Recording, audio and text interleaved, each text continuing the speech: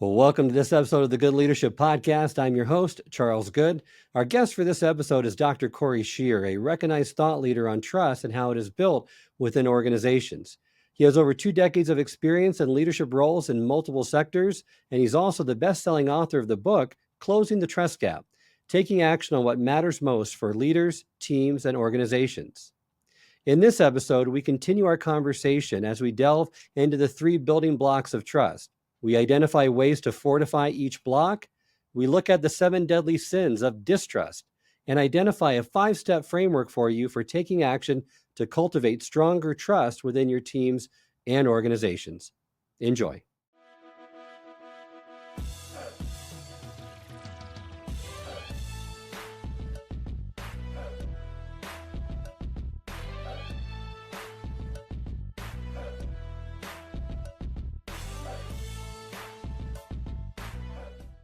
Welcome to the program, Cory.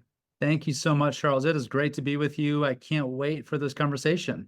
So you have the structure of trust, and it consists of 3 building blocks. You can provide an overview, and then we'll dive deeper into each one after that. You bet. So there are lots of great frameworks around the topic of trust, and they're amazing. And I think the most important thing with a framework is that people take action on it, that you adopt it and you internalize it and you live it out. That is the key. There's not one single framework that is going to be the very best, and that's the only one that you should ever. So I just want to acknowledge that. This particular framework, it's data-driven. It's something that is, it's replicable. It's very durable. It's something that is memorable. It's only 3 primary building blocks. Those 3 primary building blocks are, number 1, competency. Competency is a big, broad word. It can mean a lot of things, but within competency, that means, of course, technical competency, financial competency, time management, project management, risk management. Leadership is a competency. It can be learned, it can be developed, it can be strengthened. So the first building block is competency. The second building block is problem solving. Now, problem solving is not just the process of problem solving, it's also the ability and the willingness of the leader to define the right problem to solve.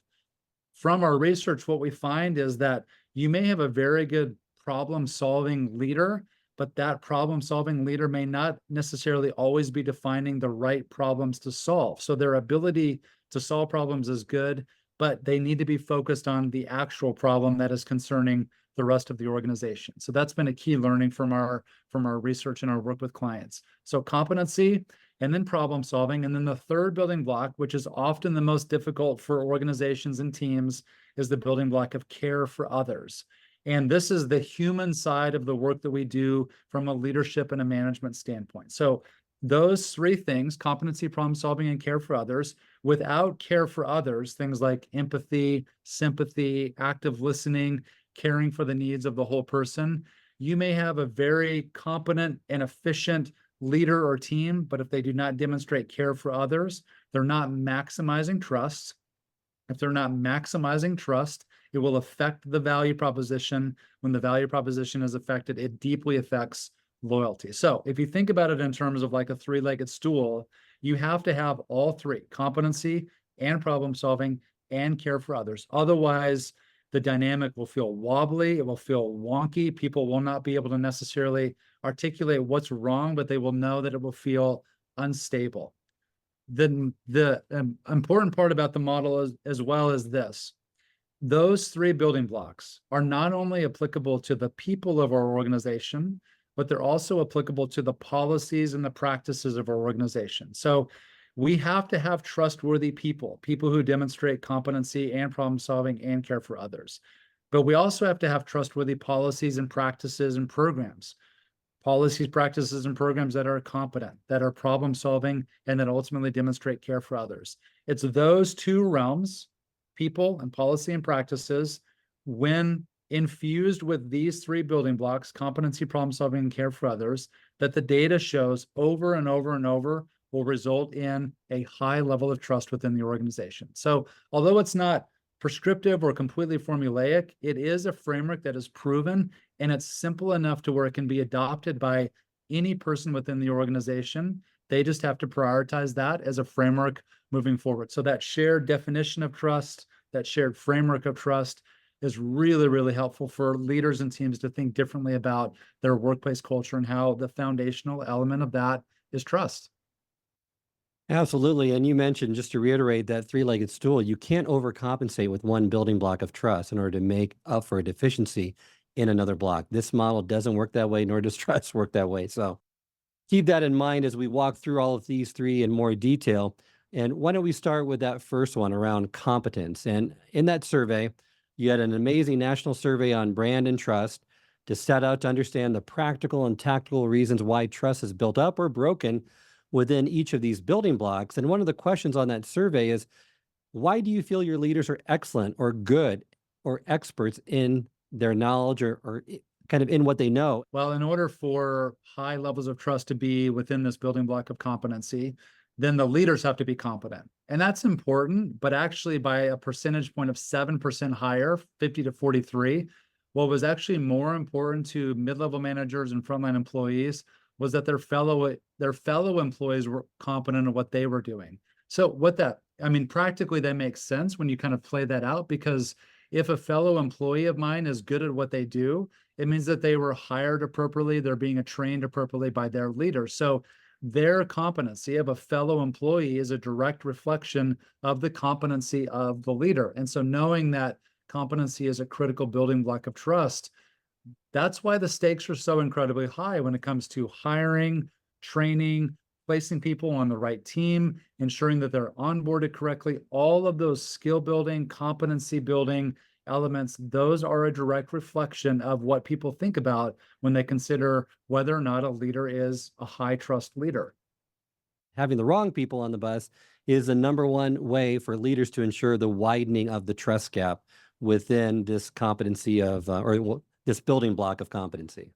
Jim Collins, over 20 years ago, we wrote about this in Good to Great. He was so spot on, absolutely correct. We saw it with our research as well. 47%, when somebody does not have a high level of trust in their leaders, 47% of them said it was because we don't always have the right people in the right places doing the right things. And then the second, down to 34%, where some employees aren't skilled enough for the tasks at hand. But it was very, very striking. One of our biggest differences from a data standpoint was this building block of competency, showing that if you don't have the right people in the right seats doing the right things, it is going to deteriorate trust faster than anything based on our research. You also provide 4 practical tips you can take action on right now to strengthen the building block of competency on your team. First one is determine the core competency requirements for every position in your organization, which I don't think many organizations still do. Competency mapping is another way to put it. So if you were to think about how do we plot out the competencies that are needed compared to the competencies that we currently have, and have a very honest dialogue, honest conversation around that, what you are doing is a gap analysis. Once you define that you have a gap analysis, you recognize the truth of your current reality. Now you can begin implementing things to start making changes to close those gaps. That's really, really important work. And it could be just as simple as a conversation around what are the competencies that we need? What are the competencies that we have? How do we close that competency skill gap? And then getting that feedback is the final step of it. Deliver actionable feedback about the employee competencies during formal and informal evaluations. Provide that clear evaluation. Be transparent with what you're looking for in areas that they need improvement on. Those annual, quarterly, however, biannual reviews, they must be so much more than a transactional check mark, check the box. They really are an opportunity to strengthen trust with each other, to get good, solid feedback, to provide important direction in terms of what are the action steps to improve those competencies. Those are trust building moments that are formalized. They cannot be something that is just transactional, that we do it simply because we're told to do it by HR. They're very, very critical moments in the evolution of an employee and the betterment of a team. Let's move to the next building block, and that's around problem solving. And the survey question I'd like to profile here to get us going is, when you asked, why do you feel your leaders are average, below average, or poor at solving organizational problems? And the number one answer was they don't seem to understand why something is a problem. Number 2, they're comfortable with the status quo or set in their ways. And then number 3, they put off addressing problems immediately.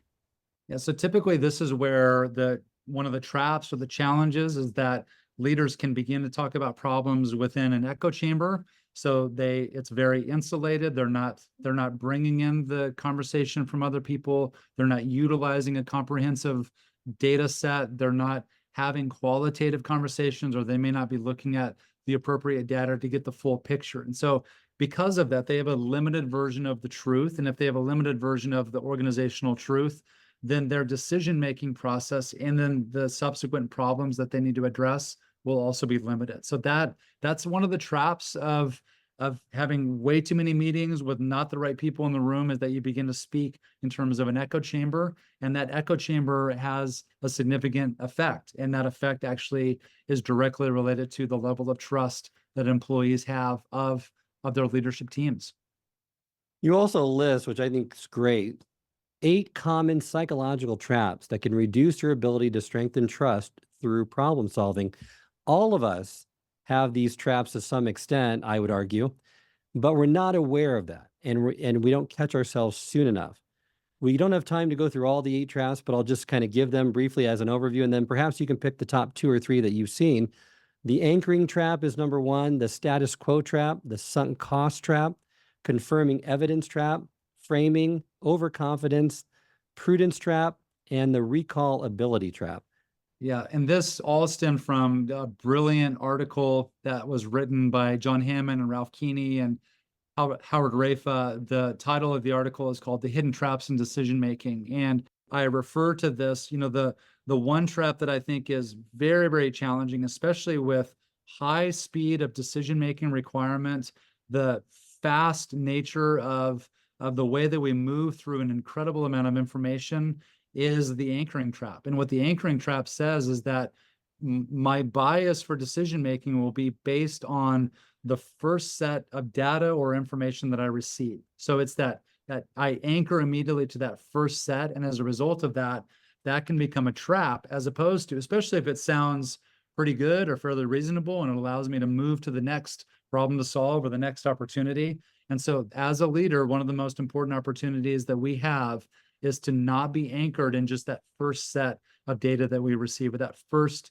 conversation that we have. So slowing down, grappling with it accordingly, eliminating any potential anchors, and inviting more people into the conversation.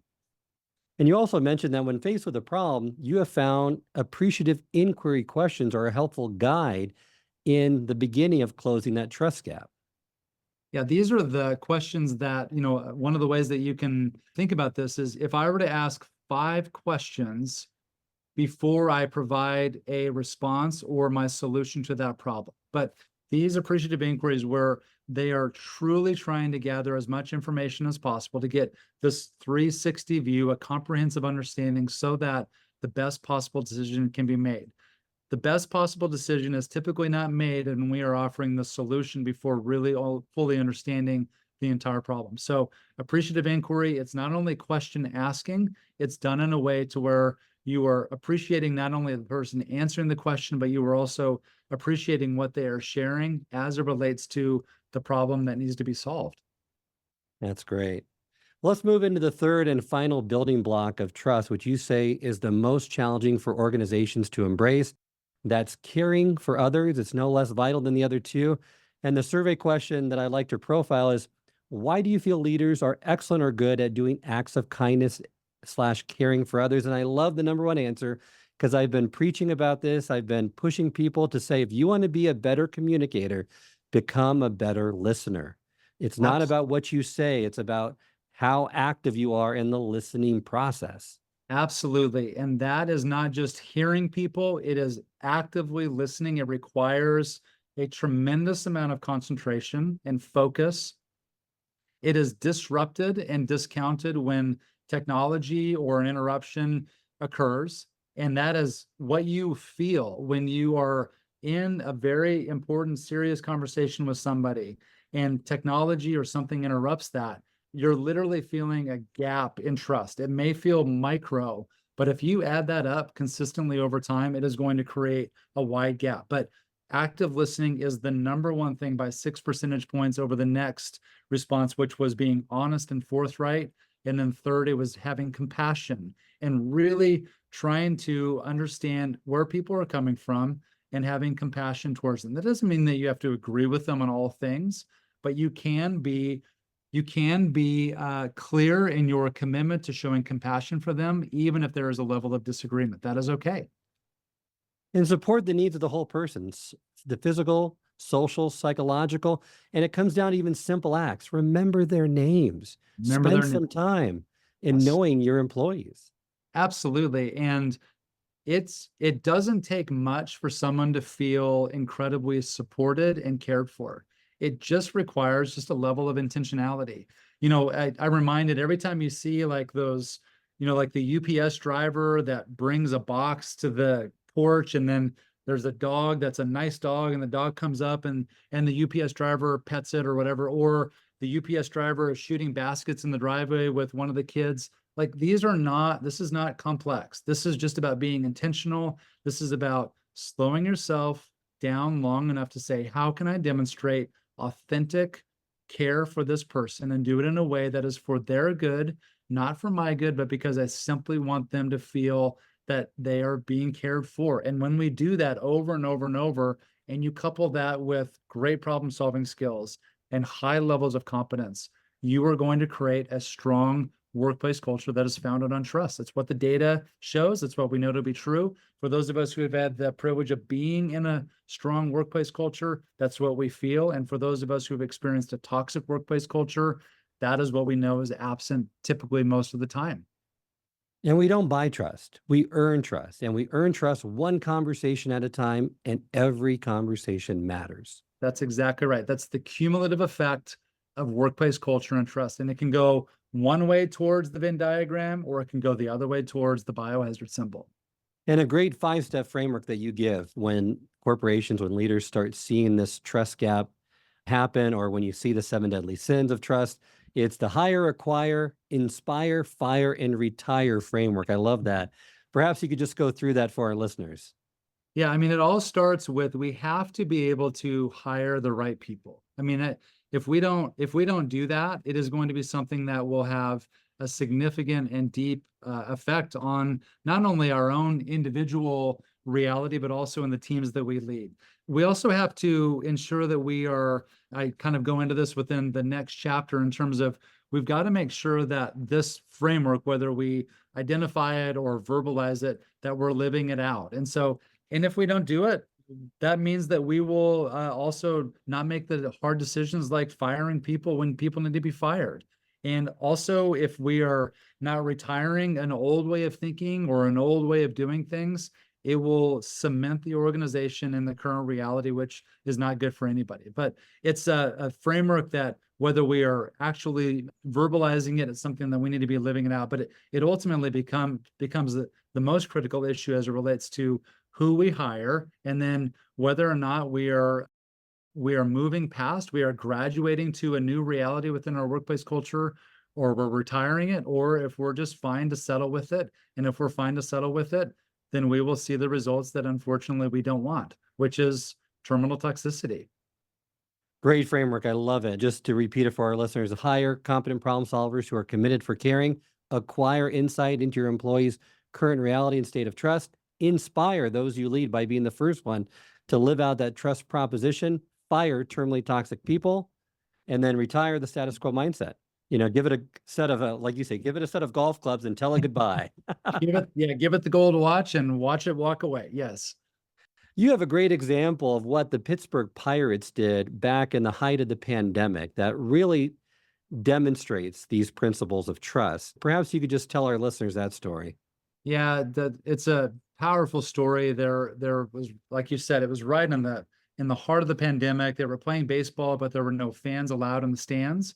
And there was a foul ball that was hit, and it landed in the seat of one of the season ticket holders. And one of the employees there at Pittsburgh, they got that ball, they looked up whose seat number that was, and then they mailed that ball to the season ticket holder.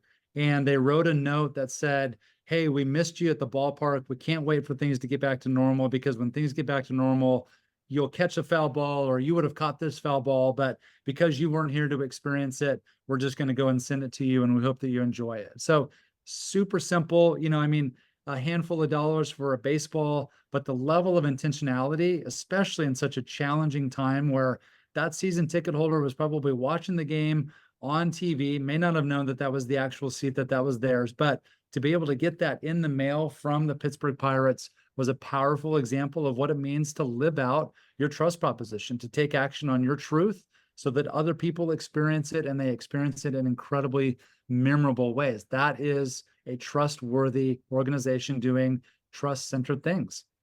I love that example. So taking action on trust, you say step one is to start with self-reflection.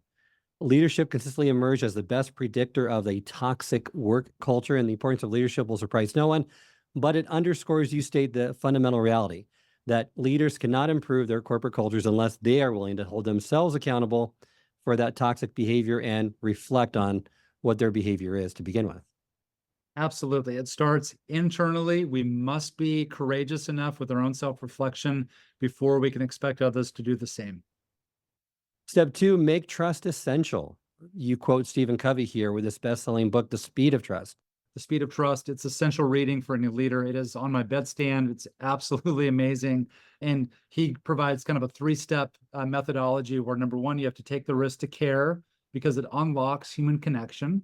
Number two, you have to be deliberate with intention so that you put your purpose into action. And then the third step is that you have to strengthen integrity to increase your credibility. So that is the beginning of how you take action on trust and make it essential. It's got to be a core element. It's not an afterthought. It's not just a conference speaker. This is something that is woven into and embedded into the very fiber and the ethos of your company. It has to be the fuel for all of your activity. Lencioni talks about the absence of trust being the foundational element of the 5 dysfunctions of a team. So we know this to be true. We have not only read about it, we've seen the data on it, we see the effects of it not being present, but we've also felt it. And so now we have to, as leaders, apply things like the structure of trust to make it essential. And like you said in the next step, move the structure of trust from this book to the back of a napkin. That's right. So it's got to be practical. It's got to be something that it needs to move to a top of mind. So as an example, if you're feeling or sensing a level of distrust around a policy or a procedure conversation, that's a great time to say, okay, wait a minute. Let's run this policy through the structure of trust. Is it competent? If not, how could it become more competent? Is it solving the right problem? What problem are we trying to solve? And then third, does this policy or practice, does it demonstrate a strong level of care for those that the policy is intended for? If we can clearly answer those 3 things and maximize the responses and the action on those 3 things, we know that it is going to be a trustworthy approach. The next step, begin assessing it, because what gets measured, as Peter Drucker says, gets managed. That's exactly right. If we do not have, and this is why assessment is so powerful, because if we don't have the truth, it is impossible to take action on that truth. But if the truth is just my perception or my emotion that is speaking to it versus this is tangible data that I can do something with, that I can make improvements on, even if the data that we're looking at is difficult to look at, well, hard data is better than no data, right? Especially when that hard data is truth. So we have to have some kind of an assessment tool, measurement, and then consistency in reevaluating it, and then also doing something with the data. Otherwise, that data will be left in a vacuum and it will never be acted upon.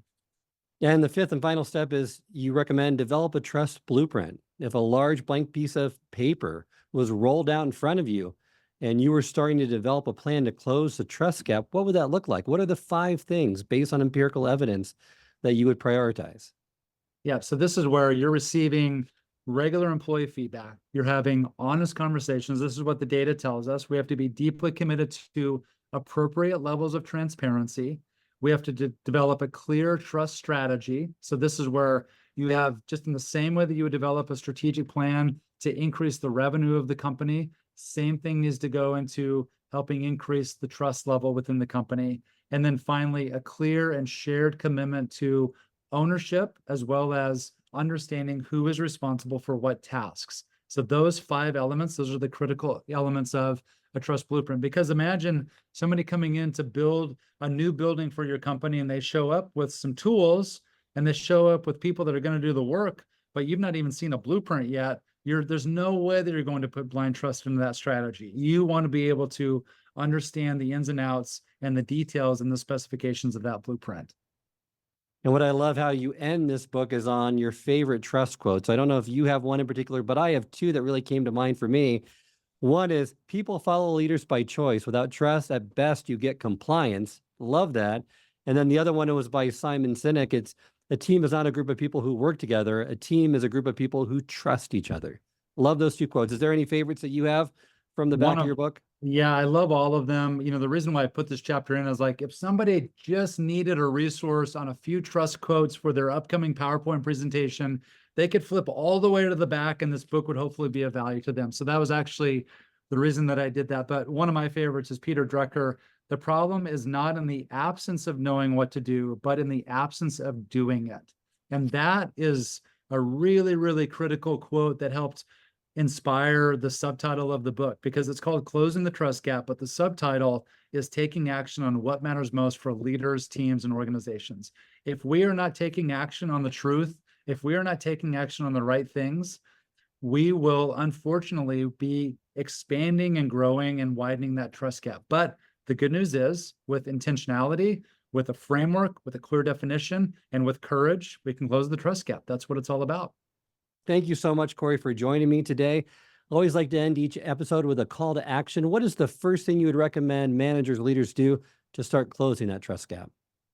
So the first thing that I would encourage leaders to do is to begin listening with maybe a new perspective, with new ears, so to speak.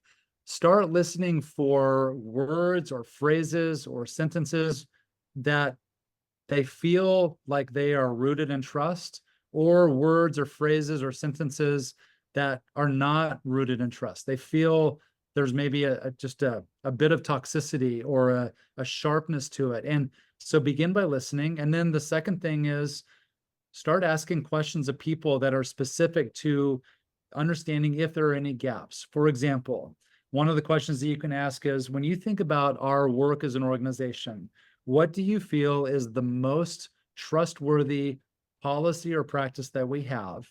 And then compare that to, what do you feel like right now is the least trustworthy policy or practice that we have that affects either our employees or our clients or customers? Those two questions right there will begin to open up conversations around that. And then this is where you begin to start thinking through that in the lens of, what is it about it that makes it trustworthy or not trustworthy? Is it an issue of competence? Is it an issue of problem solving? Is it an issue of care for others? So listen first, then start applying the structure of trust, the framework, and then begin to take action on it. Slow at first, start to pick up momentum, and that response from you as a leader will significantly advance the conversation around trust, and you'll start to see results, I would say, very, very soon. But the key is, it cannot just be seasonal or a one-time conversation. It has to be an ongoing commitment. Wonderful. Well, thank you so much for joining me, Dr. Cory Scheer. Remind our listeners how they can get in contact with you and learn more about your work. You bet. I'm active on LinkedIn, so they can look up my name on LinkedIn, Cory Scheer, CoryScheer, or the website for my company is called TrustCentric Consulting, which is trustcentricconsulting.com. And would love to connect via LinkedIn or through the website. And thank you again so much for the opportunity to share about this work. And I truly hope that it's been helpful. I hope this episode has provided you with valuable insights. If it has, I ask you to share it with someone who would also benefit from it. If you've been enjoying and gaining knowledge from this podcast, then subscribe to our YouTube channel, where you can find all the previous episodes of the podcast and additional learning resources. You can also subscribe to the podcast on Apple or Spotify and leave up to a 5-star review.